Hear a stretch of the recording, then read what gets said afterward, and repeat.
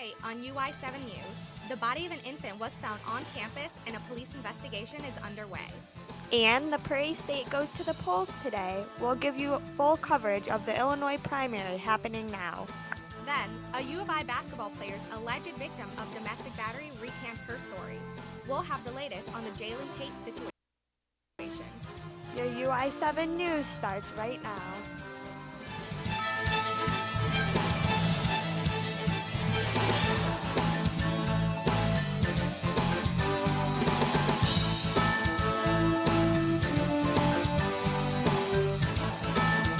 From the Richmond Journalism Teaching Studio at the University of Illinois campus, UI7 News, your U of I news source.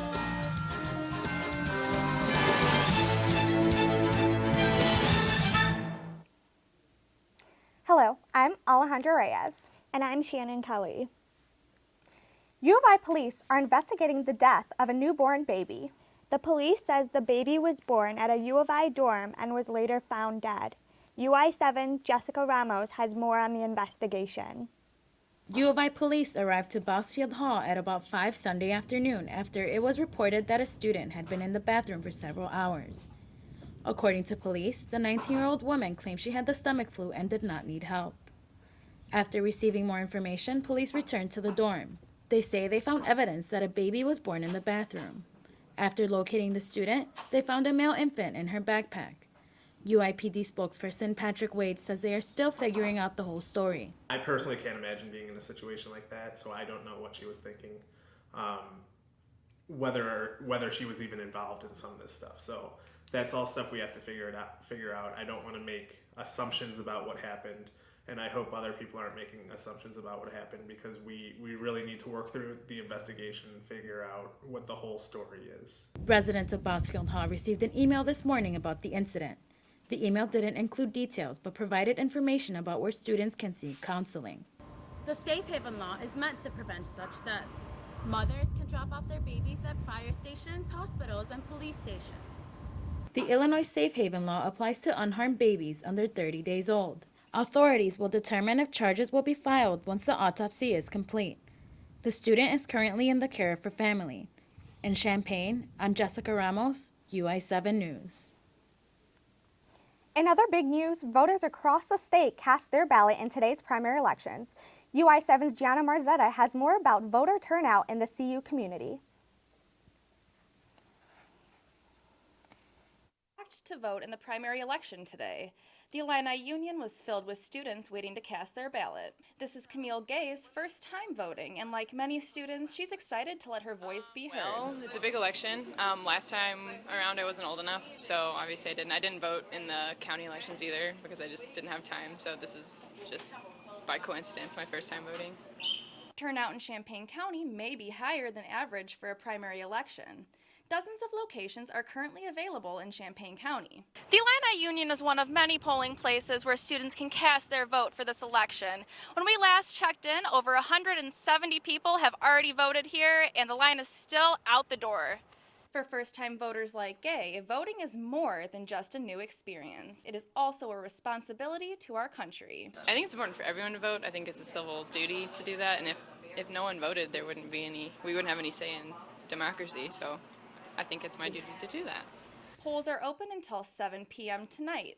Be sure to check online for a polling place near you. In Urbana, Gianna Marzetta, UI7 News. In the lead up to today's election, presidential candidates have been making last-minute efforts to win votes. Donald Trump, Ted Cruz, Hillary Clinton, and Bernie Sanders were all in the area in the past few days. Trump was in Bloomington on Sunday, and Cruz was in Decatur on Monday. While the polls don't close until 7 p.m., Trump has had a solid lead in recent polls leading up to today. The latest NBC News Wall Street Journal Marist poll has Trump with a 9-point lead over Cruz. The former Secretary of State was in Springfield on Monday. The race between Clinton and Vermont Senator Bernie Sanders is much closer. Clinton holds a 6-point lead in that same poll over Sanders, but the latest CBS poll has Sanders only behind by 2 points. There are 69 delegates up for grabs for the Republicans, and 182 delegates for the Democrats. Ohio, Florida, North Carolina, and Missouri are also voting today. Presidential candidate Bernie Sanders is popular with many young voters, which could explain why he stopped at the U of I this weekend. UI7's Cassidy Williams has more on why Champaign is feeling the burn. Senator Bernie Sanders says that while other presidential candidates may have more money, he has the people. The people of Champaign showed up for him Saturday by the thousands. While doors didn't open until 11, John Howard arrived at 3:30 in the morning to be the first in line. Howard says he votes in every election, but this is the first time he has gotten this excited about a candidate. He says everything I've believed in for years, that there's never really been a candidate that's been this popular, that's had a chance to win. 18-year-old Tyler Nadoff says he has already voted for Sanders. Nadoff says young people know more about the election than some may think. I think that there's some degree of truth to the fact that perhaps some millennials might not be extremely well informed about his platform, but I'd like to think that group's the minority. I think a majority of people my age who are supporting Bernie are doing so because they sincerely agree with his ideas. They're not doing so just because it's the hip thing to do. While many millennials were at the event, they were not alone. Champaign fire officials say over 20,000 people lined up to see Bernie Sanders. However, only 3,600 are going to fit in this room. Sanders is not only inspiring people to show up, but also to donate. We have received over 5 million individual campaign contributions. Howard says for him there is just something special about Bernie Sanders. Yeah, we wouldn't do this for anybody else. The polls currently have Sanders trailing Hillary Clinton in the Illinois primary. However, Sanders says he can win if there is high voter turnout. In Champaign, I'm Cassidy Williams, UI7 News. Everybody has their eye on the presidential race, but it's important to remember that today is also the primary for U.S. Senate and Congress. The Democratic Senate race is tight between Andrea Zopp, incumbent Napoleon Harris, and former Congresswoman Tammy Duckworth. For the Republicans, James Marters challenging sitting Senator Mark Kirk, who was first elected back in 2010. Early projections predict that November's election will come down to Kirk and Duckworth. Moving on to Congress, Republican incumbent Rodney Davis is running unopposed for the 13th district seat. But in the 15th district, the race is heating up between Republicans John Shinkus and Kyle McCarter.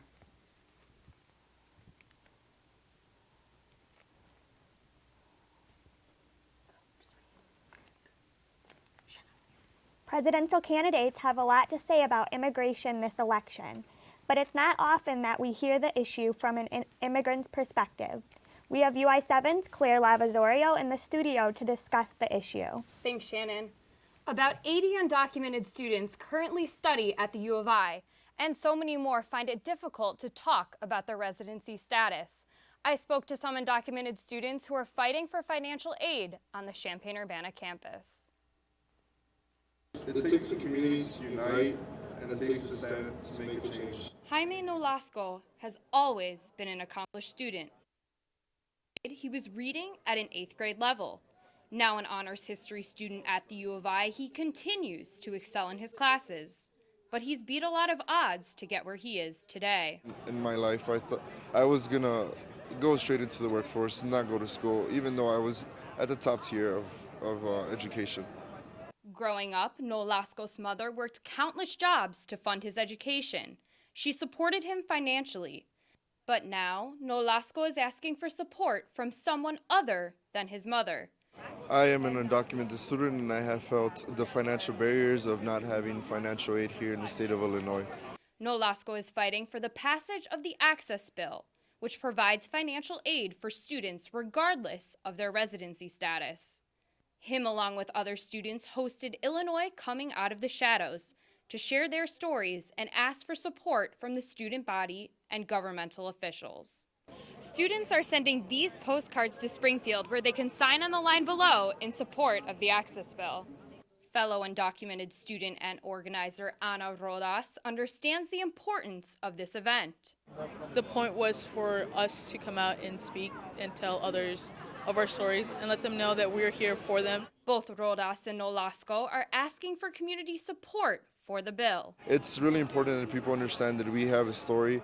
We are people just like them. Nolasco will travel to Springfield April 5th to lobby for the passage of the bill. In Urbana, I'm Claire Lavisorio, UI7 News. Spring weather throughout Illinois today, and even a chance of some severe weather tonight. UI7's Jasmine Din joins us with a look at your FastCast forecast for this evening. Thank you. Our week is looking up in comparison to yesterday. We're looking at sunny skies for the next few days. Here's your FastCast for tonight, and unfortunately we're dropping down to 41 with southwest winds of 20 to 27 miles per hour.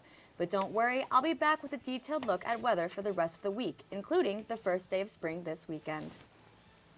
The Board of Trustees will meet to vote tomorrow.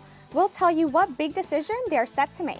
And then the engineering open house attracted many interested in STEM. We'll show you why one high school junior keeps coming back. So they say it's a man's world? I don't see anybody's name on it. While they were doing their thing, we slowly changed all that. Today, women can do anything men can do. And there's one thing we're even better at.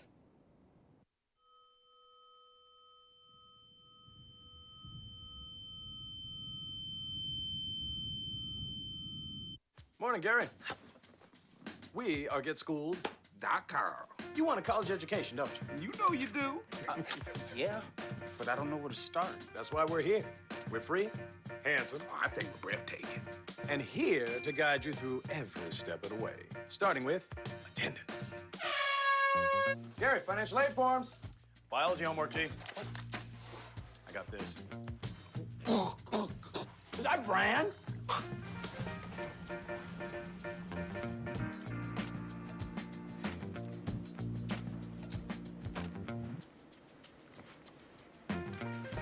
Colleges love extracurricular activities. Chess really isn't my thing. I got this. Doesn't matter. Go ahead. Picking a college, man. You and us. We go together like tacos and Tuesday. And I love tacos. Fire and ice. Those don't really go together. Go to GetSchooled.com for more info. So, I just moved in with this family, and it's embarrassing. The little one, he likes to go outside and crawl around in the giant litter box. I don't know what he's doing. I mean, I was born and I knew how to use the litter box. Look at that. That's disgusting. Oh, poop already. You're making me nervous. Oh, okay, I can't look at this anymore. I really hope he grows out of this, for his sake. The Board of Trustees is voting on the appointment of Lovie Smith as U of I's new head football coach tomorrow. If approved, Lovie will make $21 million throughout the 6-year deal. His salary includes extra incentives for promotional activities and other engagement. These activities include television, radio, and public relations appearances. Smith will also be eligible for an annual performance incentive up to $1 million per year based on team performance. His contract also includes 2 cars and a country club membership. And while students were voting for a new student trustee, they also voted to renew student fees through 3 campus-wide referendums. Students will continue to pay $1.85 a semester for Illini Media and $4.59 for the study abroad and travel scholarship fee. $5.50 will go to the student organization resource fee. The fees will go into effect July 1st and will be up for renewal again in June 2021. In other campus news, U of I hosted its annual engineering open house over the weekend. UI7's Jasmine Reynolds has more on how the event continues to inspire young minds year after year.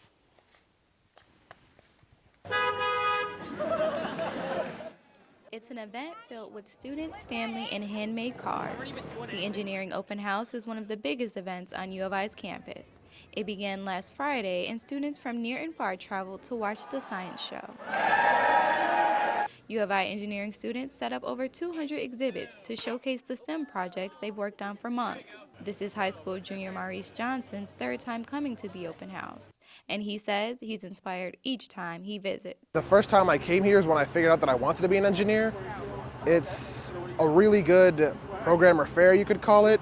and I really enjoyed it. And that's exactly why young students attend the event, to see the cool displays and to be inspired. The Engineering Open House is a 2-day event where middle school, high school students, as well as the public can come learn about all that the University of Illinois' engineering field has to offer. Sanjit Judah is part of the engineering council that plans the open house. He says it's a great event for not only the U of I campus, but for the field of engineering in general. It's really hard to explain what STEM is without hands-on activities, especially at such a young age. And so being able to show over 250 exhibits to all these students is a really great way for them to understand what they like and what they don't like. And for students like Johnson, it's as simple as that, finding something he likes. It's such a broad subject. So I found something I want to do and I just want to keep doing it. The next engineering open house will take place next spring. In Urbana, Jasmine Reynolds, UI7 News. While the U of I tried to get high school students interested in engineering, some younger students got excited about a different profession. UI7's Nathaniel Stewart has more on how the Champaign Fire Department inspired young minds this weekend by honoring heroic firefighters. Lieutenant William Painter, Engineer Courtney Morvick, and firefighter Matt Buyos were honored by the Exchange Club of Champaign for their heroism. The Exchange Club from Champaign was gracious to honor 3 of our firefighters yesterday who were involved in a rescue of an unconscious victim from a fire earlier last year in November. It's heroic deeds such as these that have left a mark on young minds in the classroom. They're heroes because they do what some people aren't willing to do. They're very selfless and they will sacrifice anything, including their life. As community members, we see trucks like these on our streets almost every day. But we never stop to think that this truck could be on its way to save its next life. Jackson LaFay and Anna Loftus, 3rd graders at Holy Cross School in Champaign, aspire to become firefighters when they grow up. I want to be a firefighter because I just have the feeling that I'm meant to be a firefighter because I love helping people. Earlier this year, the children at Holy Cross visited the Champaign Fire Department. Jackson and Anna said they love visiting their heroes. Their willingness to help others and love for learning are all character traits that Ludwig says a firefighter should embody. And the measure of someone's character is someone who does something for someone else that they'll never be able to do back. And that's what describes a firefighter, is every day we go out to help someone. In Champaign, Nathaniel Stewart, UI7 News. It's a beautiful day in Champaign today, but will the good weather last? Your weather is coming up after the break. If I got to go to college, oh my goodness. I like discovering new things. You get to see what works for you and what doesn't. That helps you evolve as a person. You get to make like a supernova of skill or talent or whatever it is. I've always wanted to go to college. I just feel like that's my destiny. My name is Queen, and I am your dividend.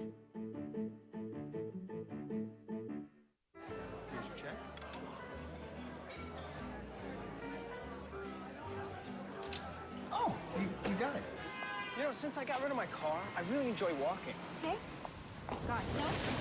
Getting pulled over for buzz driving could cost you around $10,000 in fines, legal fees, and increased insurance rates. Oh, you're home early. You live with your mom? That'll set your game back a few years. Buzzed, busted, and broke. Because buzz driving is drunk driving.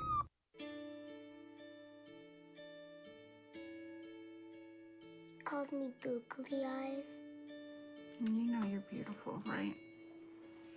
You know that? Even you are beautiful. I got bullied for wearing glasses. Share if you're against bullying. We put it out there, just took off. 3 million people have shared this post. Don't let bullies get you down. I stand with you. Our whole family's wearing glasses. I wear glasses and I'm proud. I even have the army on my team. All the kind comments brought my child joy. I don't feel thank you is enough. Thanks.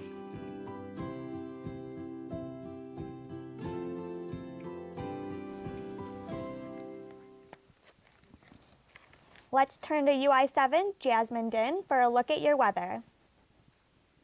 We had some gorgeous weather today, but unfortunately, if you have any plans tonight, you're going to want to get out your umbrella because it looks like we're having some rain.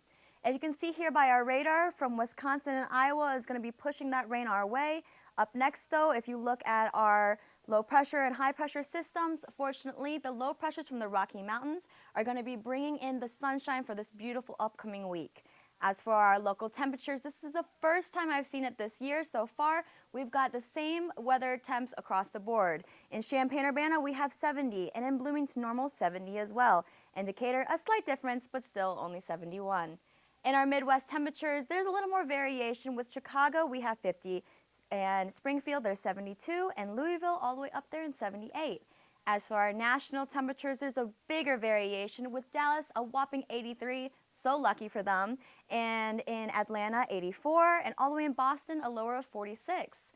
As for our night tonight, it looks like a chilly 41 degrees, which I warned you about, with southwest winds of 20 to 27 miles per hour. But we can handle it because tomorrow, it looks like we're having a beautiful 61 degrees with west-southwest winds of 30 miles per hour.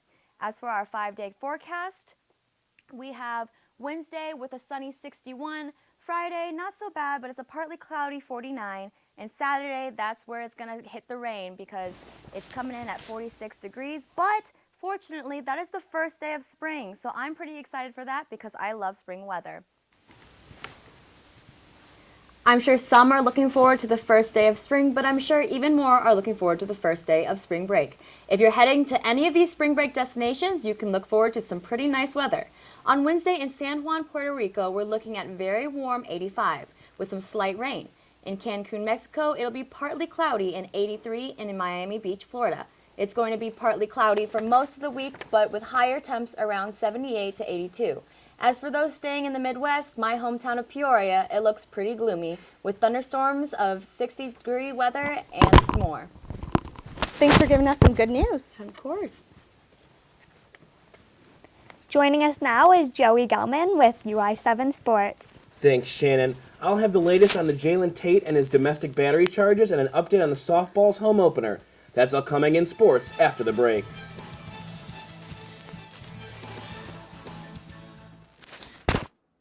Your daughter just had her first breakup. Do you A, put yourself in her shoes? B, console her? Don't worry, sweetie. This is gonna happen a lot.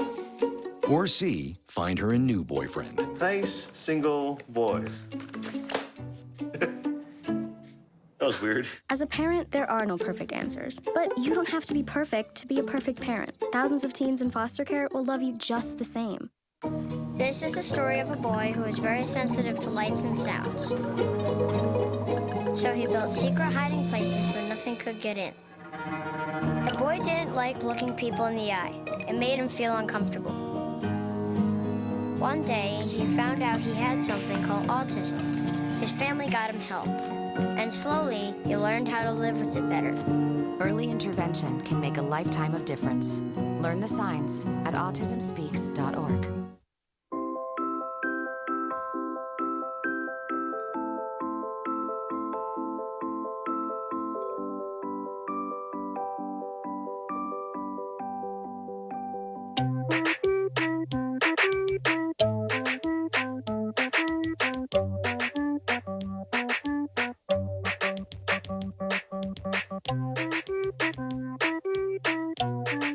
Start a story. Adopt at theshelterpetproject.org. Okay, so what would you bring to my company? What do you need?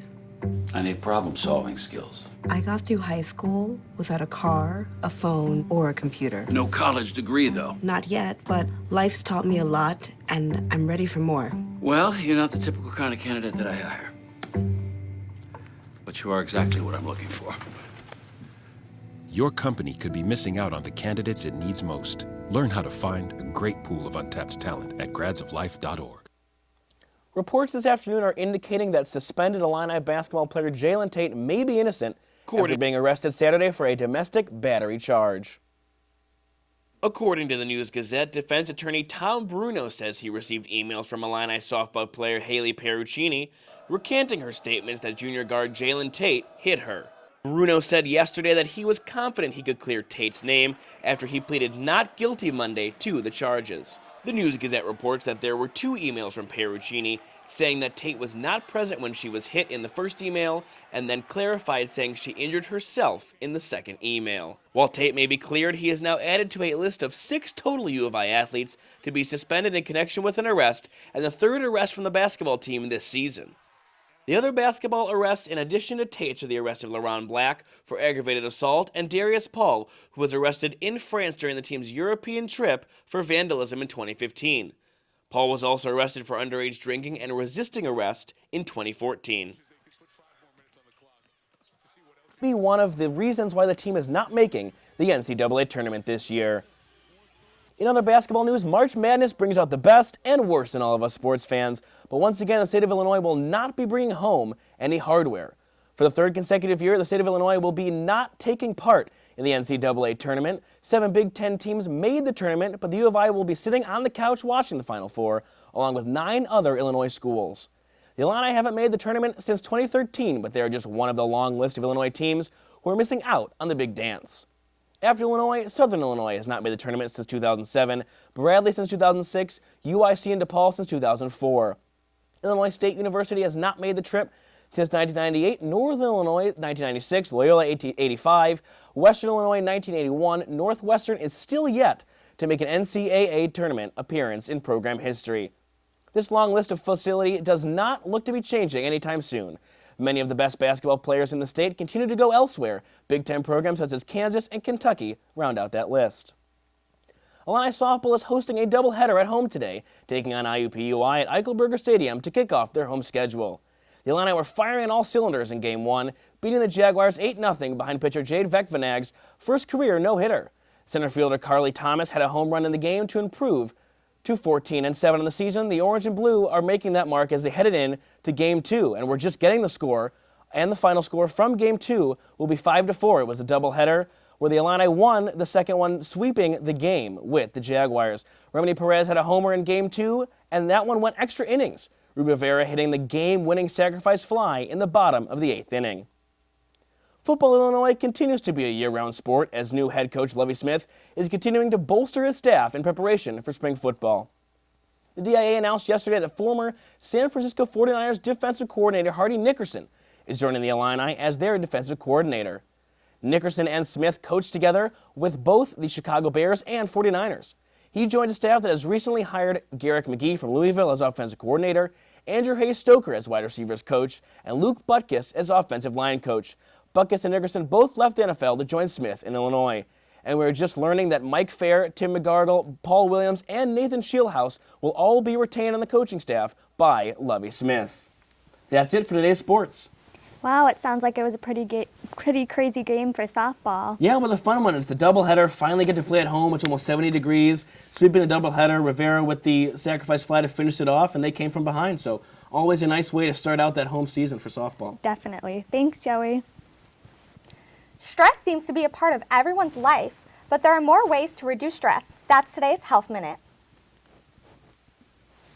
Juggling a busy work and life schedule can oftentimes take its toll, but there are a few ways to help maintain a healthy balance.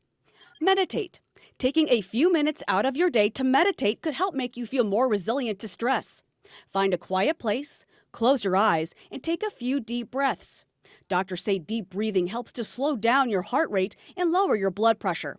Be present. Something as simple as taking a walk or getting some fresh air can make you feel less tense.